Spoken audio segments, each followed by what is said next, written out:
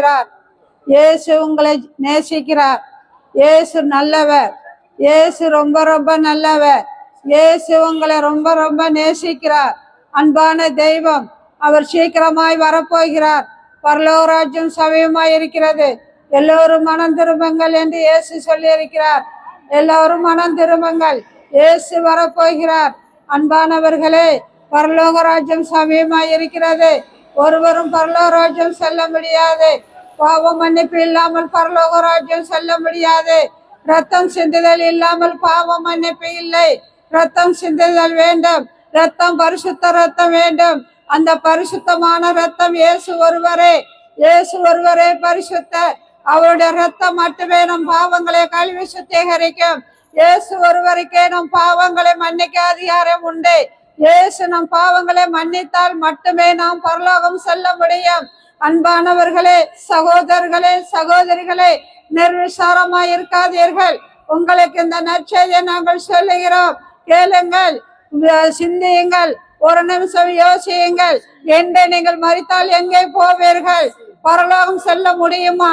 நீங்கள் தேடுகிற பணம், நீங்கள் தேடுகிற வேலை, நீங்கள் தேடுகிற சொத்து, நீங்கள் தேடுகிற பதவி உங்களை பரலோகத்துக்கு அழைத்து செல்லுமா? ஒரு நிமிஷம் சிந்தித்து பாருங்கள். பரலோகம் இயேசுவல்லாமல் ஒருவரும் பரலோகம் செல்ல முடியாது. இயேசுவே பரலோகத்துக்கு செல்லும் வழி. அவர் ஒருவரே சத்தியமும் ஜீவனும் வழியுமா இருக்கிறேன் என்று சொல்லி இருக்கிறார். இயேசுவல்லாமல் ஒருவரும் பரலோகம் செல்ல முடியாது. இயேசுவல்லாமல், இயேசுவின் ரத்தம் இல்லாமல் உங்கள் பாவம் மன்னிக்கப்படாது. ஆடு மாடுகளின் பாவங்களை வெற்றி, ஆடு மாடுகளின் ரத்தத்தை செஞ்சு உங்கள் பாவங்களை கழிக்கலாம் என்று நினைக்காதீர்கள். விலங்குகளின் ரத்தம் பாவங்களை மூட, பாவங்களை கலவாது. உங்களுடைய பாவங்களுக்கு ஆத்ம நிவர்த்தி செய்வது ரத்தமே. அது இயேசு கிறிஸ்துவின் ரத்தம் மட்டுமே. அவர் ஒருவரே பரிசுத்தர். அவர் ஒருவர் ரத்தம் மட்டும் பரிசுத்தமாய் இருப்பதனால் அந்த ரத்தம் மட்டுமே நம்முடைய பாவங்களை கழுவி சுத்திகரிக்கும்.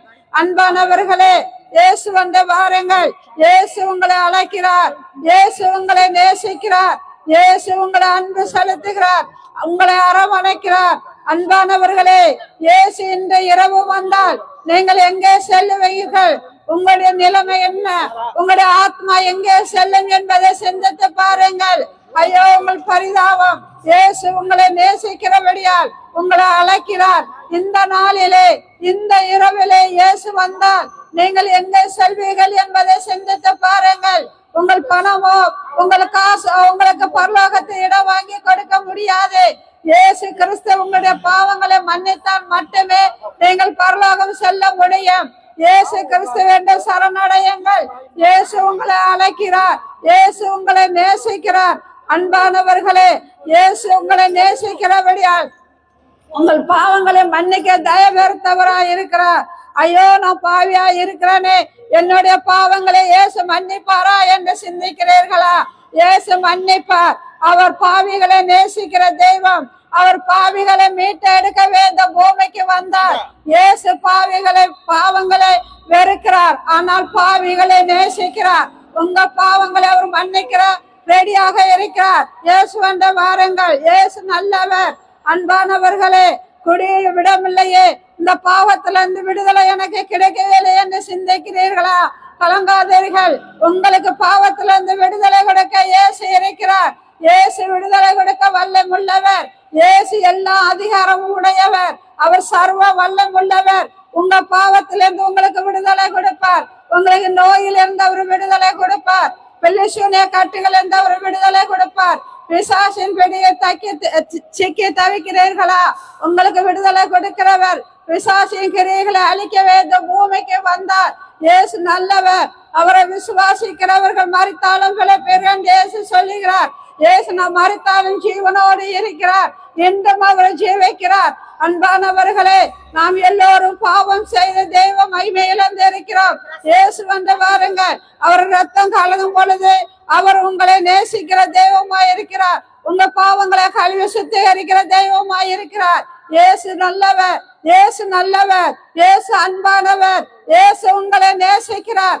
அன்பான சகோதரர்களே, அன்பான சகோதரிகளே, இன்று இயேசு வந்தால் நீங்கள் எங்கே போவீர்கள்? இந்த பூமியில் வாழும் காலம் கொஞ்ச காலம்தான். ஆனால் நாம் பரலோகத்தில் தான் நித்தியமாக வாழ போகிறோம். நாம் பரலோகத்தில் நீண்ட நித்தியமாக சந்தோஷமாக சமாதானமாக மகிழ்ச்சியாக வாழ்கிற வாழ்க்கையை விரும்புகிறீர்களா? அல்லது இந்த பூமி கொஞ்ச காலம்தான், இந்த பூமியில் எப்படி வாழலாம் என்று நினைக்கிறீர்களா? நீங்கள் பரிதாபத்திற்குரியவர்களாய் இருப்பீர்கள். அதற்காகத்தான் சொல்லுகிறோம், நீங்கள் நித்தியமாய் இயேசுவண்டை நீங்கள் மகிழ்ச்சியாய் சமாதானமாய் சந்தோஷமாய் இருக்க விரும்பினால் இயேசுவண்டை வாருங்கள். அவர் உங்களுக்கு சமாதானத்தை கொடுக்கிறவர். சமாதானம் இல்லையே என்று கலங்குகிறவர்கள் இயேசுவண்டை வாருங்கள், உங்களுக்கு சமாதானத்தை கொடுக்கிறவராய் இருக்கிறார். அன்பானவர்களே, எல்லோரும் கைவிடப்பட்ட நிலைமையில் இருக்கிறீர்களா? பெற்றோர்கள் கைவிட்டு விட்டார்களா? பிள்ளைகள் உங்களை கைவிட்டு விட்டார்களா? கணவர் உங்களை கைவிட்டு விட்டார்களா? நம்மளை யாரும் விசாரிக்க ஒருவரும் இல்லையே என்று கலங்குகிறீர்களா? இயேசு உங்களை விசாரிக்கிறவராய் இருக்கிறார்.